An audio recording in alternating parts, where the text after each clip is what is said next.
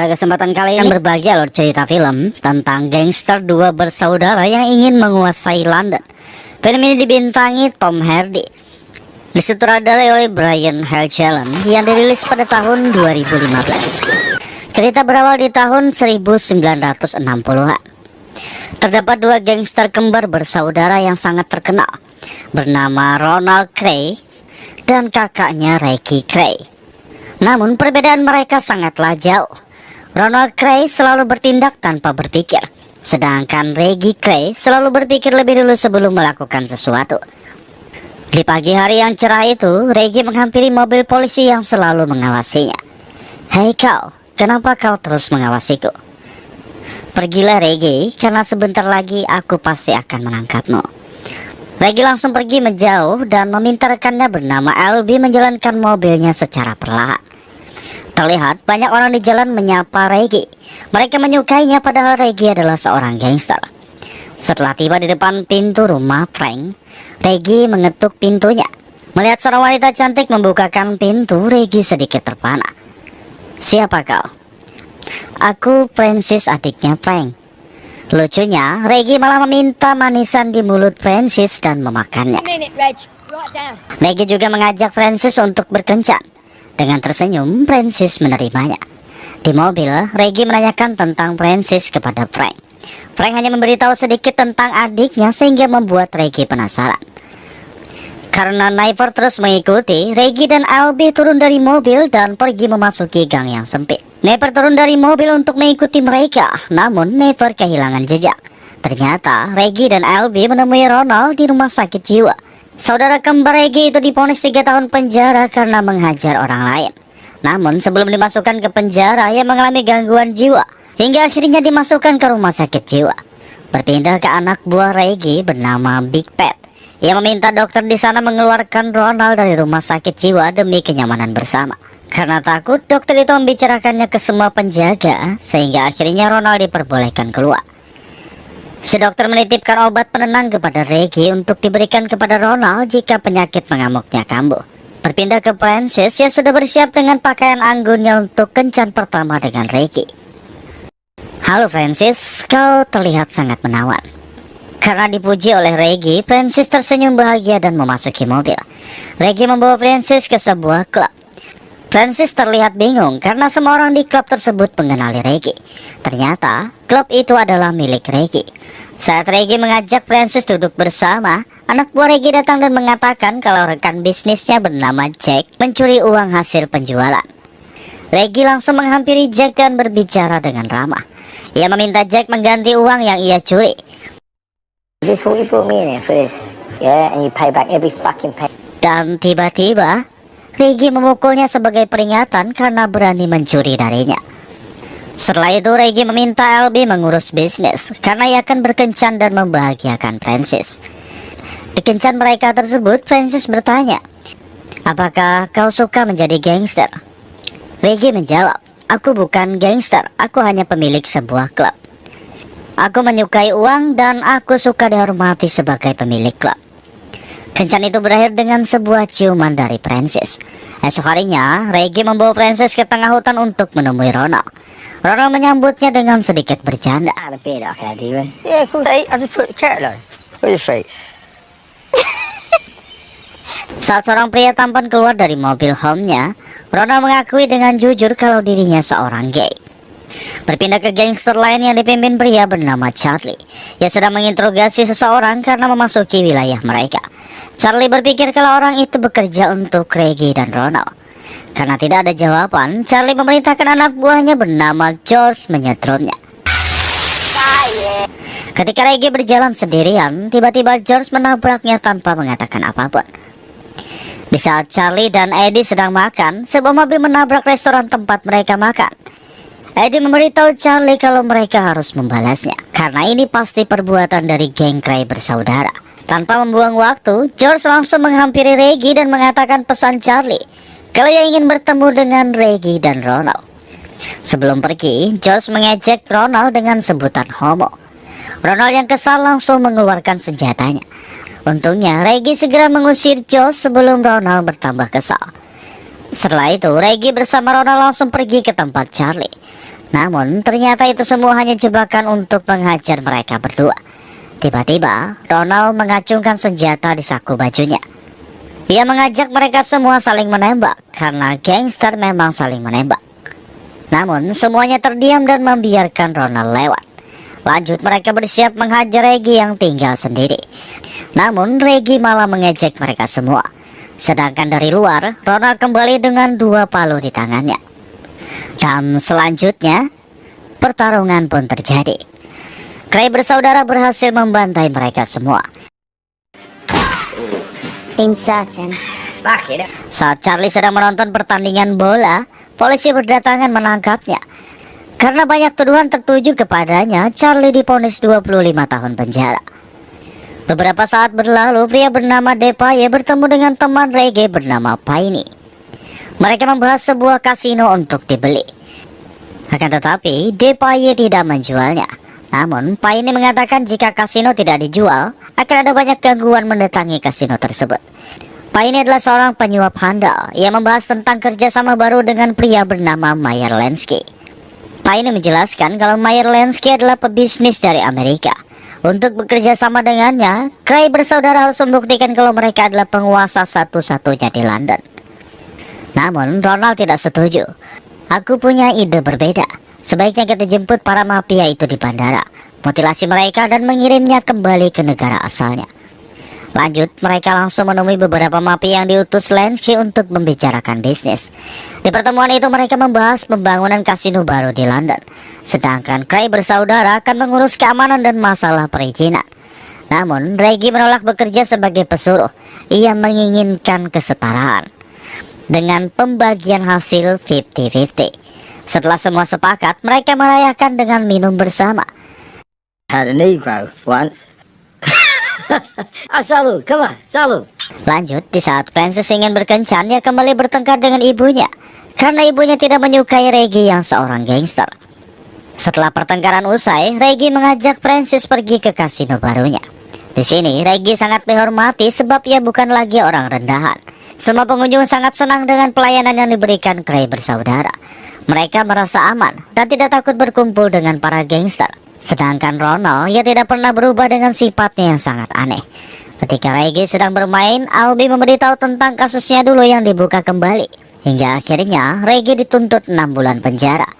Esok harinya Reggie pergi untuk menyerahkan diri.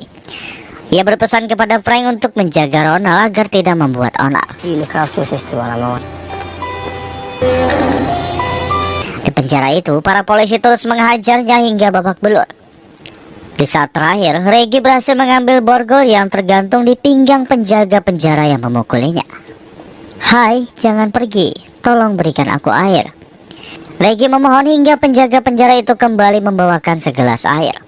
Ia sangat bangga karena telah menghajar gangster paling ditakuti di London. Tiba-tiba, Reggie memborgol penjaga itu dan balas memukulinya. Berpindah ke Francis yang sedang berjalan. Ronald menghampirinya dan memberitahu pesan Reggie untuk tidak datang menjenguknya di penjara. Francis hanya bisa pasrah dengan wajah sedihnya.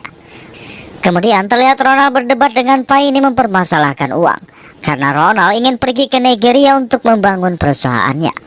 Tentu saja Paine tidak memberikan uangnya, karena uang itu adalah modal bagi kasino. Bermain dengan uang itu bisa menghancurkan bisnis mereka. Sedangkan di penjara terlihat Francis sedang menjenguk Reggie. Francis yang rapuh meminta Reggie untuk berhenti menjadi gangster. Reggie menjelaskan untuk hidup normal kembali tidak semudah membalikan telapak tangan. Francis mencoba memahaminya dengan mengatakan kalau ia mencintainya. Malam harinya Ronald membuat masalah di kasinonya karena ia terlalu bosan.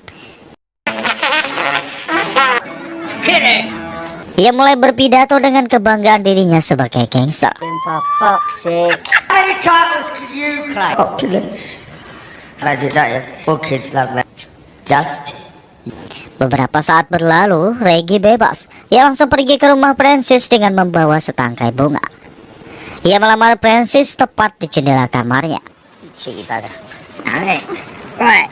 Your Christmas present. Francis, will you marry me? Yes, Reggie Cray, I will marry. Very good. Berpindah ke kasino yang sangat sepi. Saat Reggie dan Francis tiba di sana, ia terkejut melihat banyak perubahan. Payne mengatakan ini semua perbuatan Ronald yang membuat pelanggan tidak betah. Saat Reggie ingin pergi, Ronald memberikan sambutan seolah-olah tidak ada rasa bersalah. Reggie yang kesal memarahi Ronald karena tidak bisa menahan diri, sehingga hampir menghancurkan bisnis mereka. Di sini, Francis sedikit menasihati Ronald agar bersikap dewasa. Namun, Ronald malah mengejeknya. Reggie yang kesal langsung membanting Ronald hingga akhirnya mereka baku hantam sesama saudara.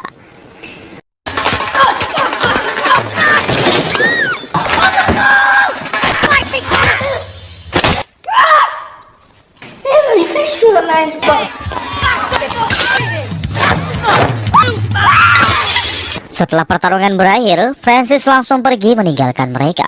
Sedangkan Reggie dan Ronald malah kembali berbaikan karena saudara tidak mungkin memiliki rasa dendam. Esok harinya, Reggie meminta maaf kepada Francis atas kesalahannya dan kesalahan Ronald.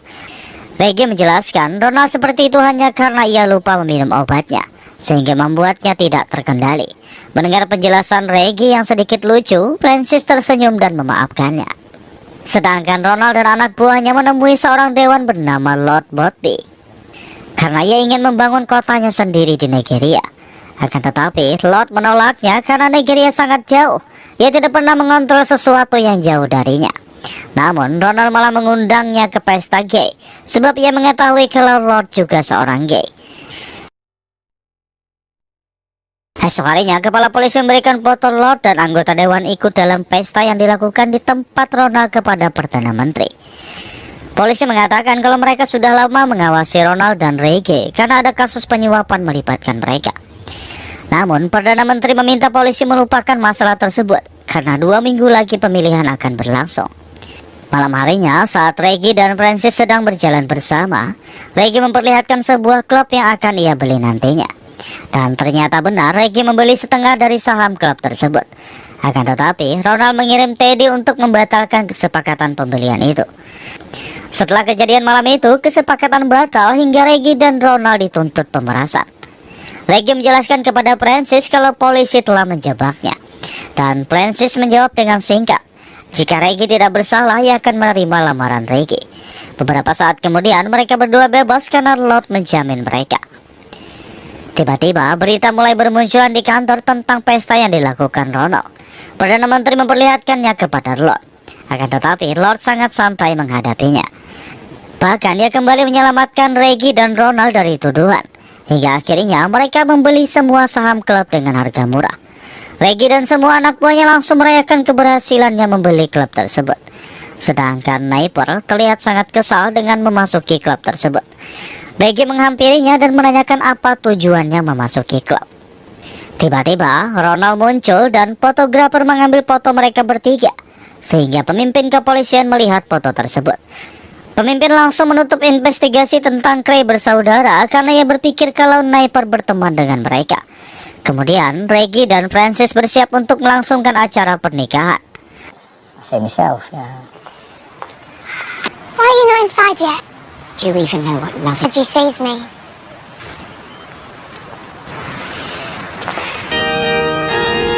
She looks beautiful. Setelah pernikahan itu, hidup Francis mulai berbeda karena janji Reggie meninggalkan gangster hanya omong kosong belaka. Kemudian terlihat Jack kembali muncul di hadapan Reggie. Reggie memberikan sebatang rokok dan menamparnya untuk yang kedua kalinya. Berpindah ke Francis yang sedang bersedih. Terlihat ia tidak bisa konsentrasi membuat teh karena hatinya sedang gelisah. Francis yang merasa malu hanya bisa pergi menjauh dari dapur. Beberapa saat kemudian, Reggie memberikan hadiah Natal berupa mobil kepada Francis. Francis ingin Reggie yang mengajarinya. Namun, Reggie mengatakan ia tidak bisa karena sekarang ada urusan penting. Ketika mereka berkumpul di bar, Payne terus mengoceh hingga akhirnya Ronald memecahkan gelas di kepalanya. Hanya karena ia kesal dan berpikir kalau Payne akan berkhianat. Reggie memarahinya karena Payne adalah ladang bisnis untuk mereka berdua. Malam harinya, rekan bisnis Reggie bernama Bruno memberitahunya untuk menyingkirkan Ronald yang tidak bisa diandalkan. Reggie menolaknya karena ia tidak membunuh saudaranya sendiri demi bisnis. Ketika pulang, Reggie tidak berbicara sama sekali dengan Francis. Padahal Francis sudah menunggu kedatangannya. Berpindah ke George setelah penangkapan Charlie yang menggantikannya untuk mengambil kembali kekuasaan. Namun Ronald mendengar hal tersebut dari orang yang bersepakat dengannya.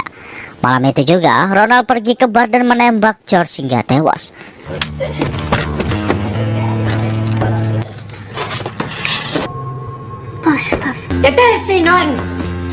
Reggie yang mendengar kejadian itu terlihat sangat marah.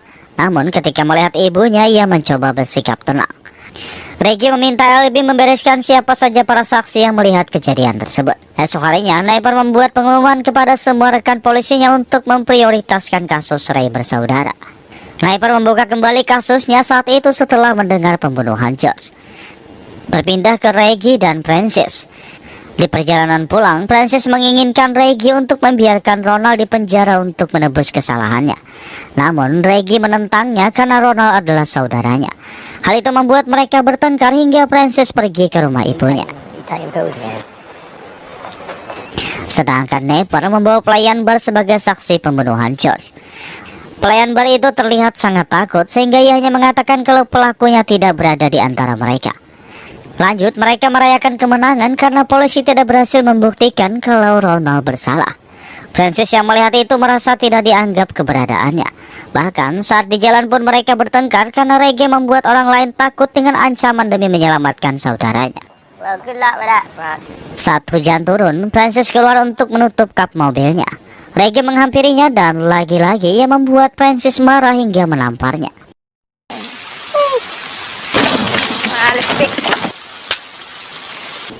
Namun Reggie membalasnya saat di dalam rumah dengan menghajarnya tanpa ada yang melihatnya. Esok harinya, Francis langsung membawa kopernya untuk pergi. Ia bertemu dengan Ronald. Ronald memberitahunya kalau tidak akan ada yang bisa mengubah mereka berdua, karena hidup mereka sudah terbiasa menjadi gangster. Beberapa saat kemudian, Reggie pergi ke tempat Frank karena Francis berada di sana. Frank melarang Reggie untuk menemui adiknya. Namun, Francis keluar sendiri dan meminta Frank membiarkannya. Reggie meminta Francis untuk pulang bersamanya. Francis mengatakan kalau ia memang masih mencintainya, tetapi mereka tidak bisa lagi bersama. Sebab Reggie hanya terus berjanji untuk berhenti menjadi gangster namun tidak pernah menepatinya. Saat Reggie meminta kesempatan, Francis langsung masuk ke tempat tinggalnya sekarang. Malam harinya terlihat Francis meminum obat terus-menerus tanpa berhenti untuk mengakhiri hidupnya. Esok harinya, Frank terkejut melihat adiknya terbaring tidak bernapas. Reggie langsung menemui Francis saat itu. Namun semuanya sudah terlambat. Reggie hanya bisa terdiam tanpa berkata apapun ketika melihatnya. Cup of tea.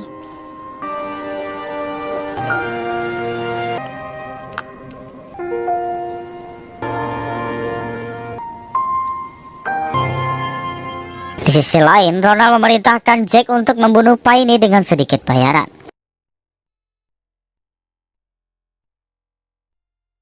Kembali ke Reggie, setelah menjenguk makam Francis, ibunya juga tiba di sana dan terlihat sangat marah terhadap Reggie, karena ia berpikir Reggie adalah penyebab kematian anaknya. Malam harinya, Jack mengunjungi rumah Paine untuk membunuhnya. Namun, ia tidak berhasil karena Paine melawannya walaupun ia tertembak di bagian kaki. Saat berada di rumah sakit, Napier muncul.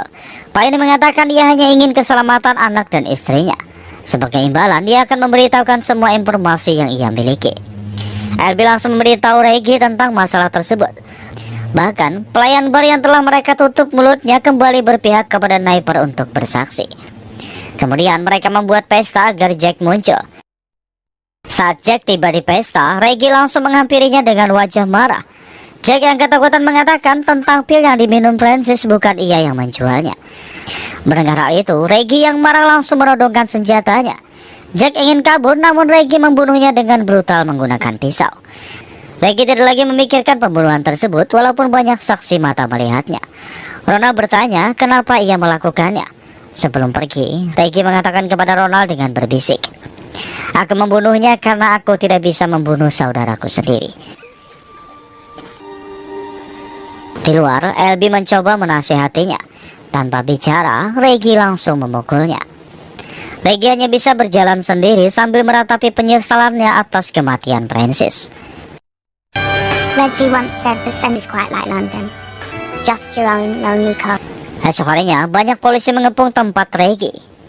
Mereka menangkap Reggie atas tuduhan pembunuhan Jack. Dan setelah itu, ia divonis 33 tahun penjara. Leggy mengorbankan dirinya menyandang semua hukuman atas semua kesalahan adiknya. Leggy Cray dibebaskan dari penjara dengan alasan belas kasih 8 minggu sebelum kematiannya akibat kanker pada 1 Oktober tahun 2000 di usia 66 tahun. Dan selanjutnya film pun berakhir.